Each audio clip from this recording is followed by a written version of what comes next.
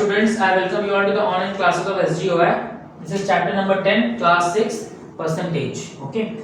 In the last class, something went wrong and different kind of video was sent to you. So ignore that. Now we will be continuing from question number 8 in exercise 10C. Okay. Question number 8 is saying the population of a town has increased by 5% in a year. Last year its population was 20,320. What is the present population of the town? ठीक है. So we can write population of town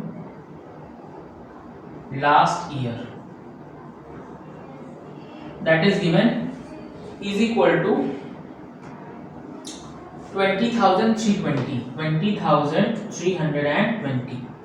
This was the population last year. ठीक है. Now it is increasing by 5%. तो write increased percentage, that is equal to 5%. New population आपको find करनी है. New population मतलब present population. तो clear सी बात है, पहले इतनी थी, 5% इंक्रीज हुई है, तो आप क्या होगी, इससे ज्यादा होगी. मतलब इतनी तो होगी साथ में, है कि नहीं. इतनी तो पहले से ही है और साथ में इसका 5% और इंक्रीज हो गया है. That is 5% of 20,320. ठीक है. तो प्रेजेंट पॉपुलेशन या न्यू पॉपुलेशन क्या होगी, उतनी तो है ऑलरेडी और साथ में इसका 5% और आ जाएगा. दोनों को ऐड कर देंगे. So this will be 20,320 plus 5/100 multiply by 2032,000. 5 ones are 5, 5 twos are 10, 2 ones are 2. It will be 1016. ठीक है. This will give us 20,320 plus 1016. When we will add this, what we will get? We will get 0 plus 6 6, 2 plus 1 3, 3 plus 0 3, 0 plus 1 1 and 2. 21,336 is the present population of that town. Okay. This was question number 8. Now let's move to question number 9. This is also same as question number 8 है ना. यहाँ 6% का increment करना है तो आपको increase price बताना है, तो आप ऐसे ही क्वेश्चन 8 की तरह कर देंगे इसको. ठीक है. Now question number 10 is saying that the price of a cooler during last summer was 7,250. In off season the price has been reduced by 12%. What is the reduced price of the cooler? आसान question है. तो price of cooler ठीक है. Price of cooler is given last summer में, that is 7250. Price of cooler last summer 7250. ठीक है. The price of cooler in the last summer was 7,250 rupees. ठीक है. And due to off season its price is now reduced. ठीक है. And that too by 12%. तो reduced percent कितना given है, 12%. Now reduced price आपको बताना है. अभी रिड्यूस हुआ प्राइस कितना हो गया, रिड्यूस्ड प्राइस कितना, तो पहले था 7250, इसमें कम कितना करना पड़ेगा, 12% इसी का. That is 12% of 7250. This will be 7250 minus 12/100 multiply by 7250. 0 से 0 एलिमिनेट होगा. 2 6 are 12, 2 5 are 10, 5 1s are 5 1s are 5, तो 5 1s are 5, 5 4 are 20 and 5 5s are 20. ठीक है. So this will give us 7250 minus 145 into 6 करना है, तो 145 into 2 करते हैं पहले. तो this will give us 290 है ना, और 290 multiply by 3. So this will give us 300 9 0 27 72 and 3 2 6 7 8 870 rupees का रिडक्शन हो गया.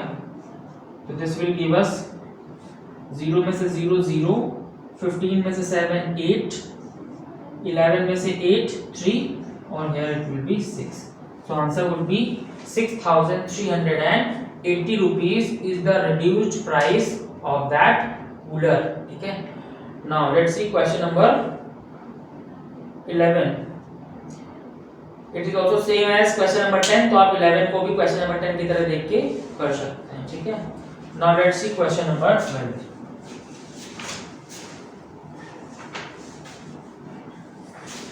Question number 12 is saying Ashish is 175 centimeter tall. There is a boy named Ashish. उसकी हाइट है 175 सेंटीमीटर. तो height of Ashish is given, that is 175 centimeters. ठीक है. Question is also saying that his sister Anu is 8% shorter than him. जो उसकी sister है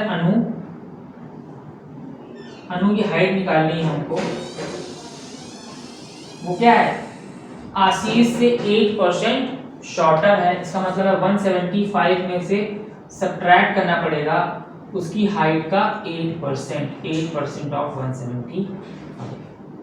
this will be 175 minus 8/100 into 175.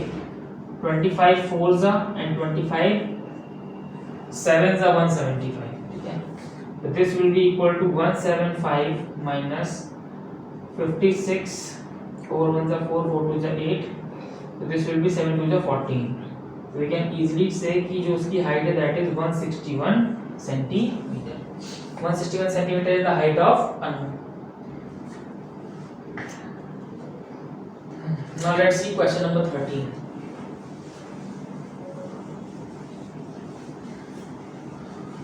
Question 13 is saying an alloy consists of copper and zinc. There is an alloy which consists of copper and zinc. It contains 60% copper and rest is zinc.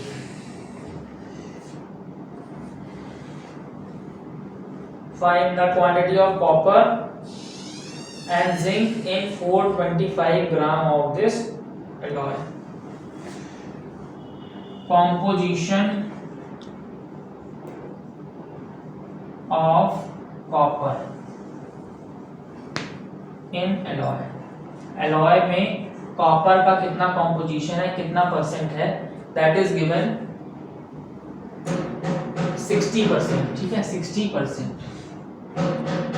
And the rest is zinc. बाकी zinc है. Total 100% होता है तो zinc का निकाल सकते हैं. Composition of zinc in alloy will be 100 minus 60%, that is 40%. है ना. ठीक है. तो हम बोल सकते हैं कि जिंक का जो परसेंटेज है वो 40% है. टोटल वेट दिया है एलॉय का. टोटल वेट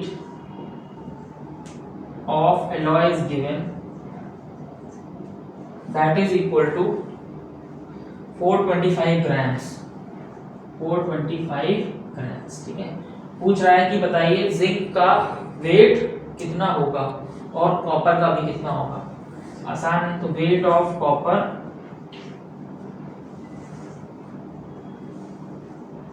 कितना परसेंट है? 60. तो 60% of 425.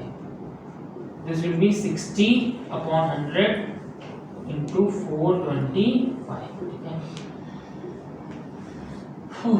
25 4s are 100 and this will be 25 17s are 125. ठीक है. 4 1s are 4 and 4 15s are 60. ठीक है. 15 into 17 करना है तो 15 15 से कितना होता है? 225. 225 plus 30, that means 255 grams. ठीक है. तो वेट ऑफ कॉपर होगा 255 ग्राम्स. अब हमें बताना है वेट ऑफ जिंक. ये कैसे आ जाएगा? चाहे तो आप कर दें 40% ऑफ 425, ऐसे ही कर दें. 40% जिंक है तो 425 का 40% की क्या होगा? जिंक का वेट होगा. तो this will be 40/100 multiply by 425, फिर से वही करेंगे 25 4 जा, दिस विल बी 25 17 जा, दिस विल बी 4 1 जा एंड 10 जा, 10 into 17 that is 170 grams जो है that is the weight of zinc. ठीक है, now question number 14 जो है वो सेम है 13 की तरह. now let's see question number 15.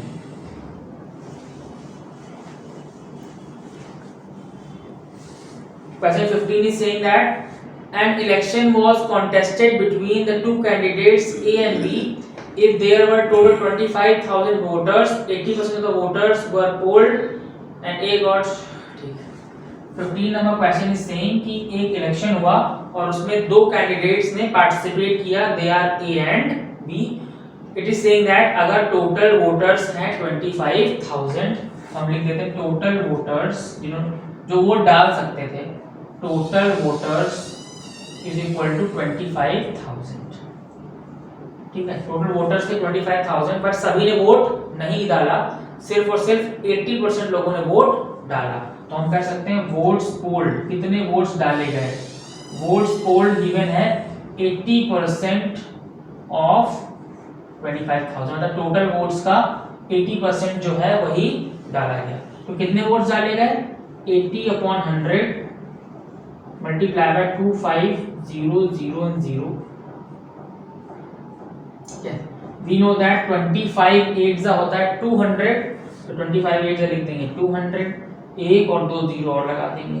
तो वी कैन क्लियरली सी कि जो वोट्स डाले गए वो कितने डाले गए 20,000 वोट्स हैज बीन पोल्ड. ठीक है, now let it is saying that A got 60% of the total votes polled. कह रहा है कि ए को मिले